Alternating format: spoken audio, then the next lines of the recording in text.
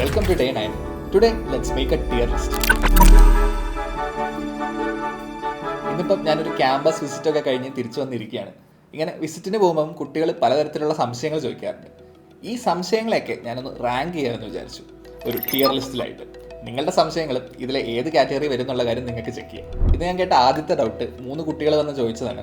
അവർക്ക് ബയോളജിക്കാണ് ഇപ്പോൾ മാർക്ക് കുറഞ്ഞു പോകും. ഫിസിക്സ് കെമിസ്ട്രിക്കൊക്കെ ചെറിയ രീതിയിൽ ഇമ്പ്രൂവ്മെൻ്റ് ഉണ്ട്, പക്ഷേ ബയോളജിക്ക് മുമ്പത്തെക്കാട്ട് മാർക്ക് കുറയുകയാണോ എന്നാണ് അവരുടെ സംശയം.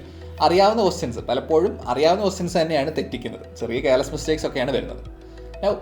ഈ ഒരു കാര്യം വളരെ വാലിഡ് ആയിട്ടുള്ള ഒരു ഡൗട്ടാണ്. കാരണം ഒരു റിപ്പീറ്ററിന്, എസ്പെഷ്യലി ഒരു ഫസ്റ്റ് റിപ്പീറ്ററിനെ സംബന്ധിച്ച് ഇനിഷ്യലി ഫിസിക്സ് ആൻഡ് കെമിസ്ട്രി ആയിരിക്കും കൂടുതൽ ടഫായി തോന്നാൻ പോകുന്നത്. കൂടുതൽ കോംപ്ലക്സ് ആയിട്ടുള്ള കാൽക്കുലേഷൻസും കാര്യങ്ങളും വരുന്ന അവിടെയാണ്.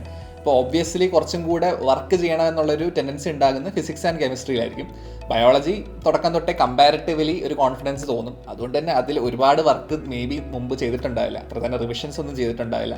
അപ്പം ഈ ഒരു ഫൈനൽ റിവിഷൻ ഫേസിലോട്ട് വരുമ്പോഴേക്കും ബയോളജിയിൽ നമ്മൾ എക്സ്പെക്ട് ചെയ്ത രീതിയിൽ മുമ്പ് പഠിച്ച സാധനം തലയിൽ ഓർമ്മയുണ്ടാകത്തില്ല. അപ്പം ഈ പറഞ്ഞ പോലത്തെ ചെറിയ ചെറിയ കെയർലെസ് മിസ്റ്റേക്സ്, അറിയാവുന്ന കാര്യം പോലും തെറ്റിപ്പോകുന്നത് ഒരു നോർമലായിട്ട് കാണുന്ന ടെൻഡൻസിയാണ്. എന്തുകൊണ്ടാണ് ഈ കെയർലെസ് മിസ്റ്റേക്സ് വരുന്നതെന്നുള്ള കാര്യം അവർ തന്നെ ഐഡൻറ്റിഫൈ ചെയ്ത് വെച്ചിട്ടുണ്ട്. അതുകൊണ്ട് ഇനി അങ്ങോട്ട് അവർ പതുക്കെ ഇമ്പ്രൂവ് ആയി വന്നോളൂ. So I think we can place this doubt in A tier. രണ്ടാമതൊരാൾ വന്ന് ചോദിച്ച ഡൗട്ട് ഫിസിക്സ് എങ്ങനെ പഠിക്കണം എന്നുള്ളത്. ഈ ഒരു കാര്യം മേ ബി ഇപ്പോൾ ഒരു ക്രാഷ് പ്രോഗ്രാമിന് വേണ്ടി പ്രിപ്പയർ ചെയ്യുന്ന ഒരാൾ, അല്ലെങ്കിൽ ഒരു 6-7 മാസം മുമ്പ് ജൂൺ മാസത്തിൽ ഈ ഒരു റിപ്പീറ്റർ പ്രോഗ്രാം സ്റ്റാർട്ട് ചെയ്ത ടൈമിൽ ഒരാൾ ചോദിക്കുകയാണെങ്കിൽ ദെൻ ഇറ്റ് ഈസ് വാലിഡ്. പക്ഷേ ഈ 6-7 മാസത്തെ കോഴ്സ് കംപ്ലീറ്റ് ആയി എക്സാമിന് 2 മാസം മുമ്പ് ഈ ഒരു ചോദ്യം വന്ന് ചോദിക്കുന്നതിൻ്റെ അർത്ഥം ആ കുട്ടി ഇത്രയും കാലം എന്തൊക്കെയോ ചെയ്തു പോയി, ഇപ്പോൾ എക്സാം അടുത്തപ്പോഴാണ് ഒന്ന് സീരിയസ് ആയത്.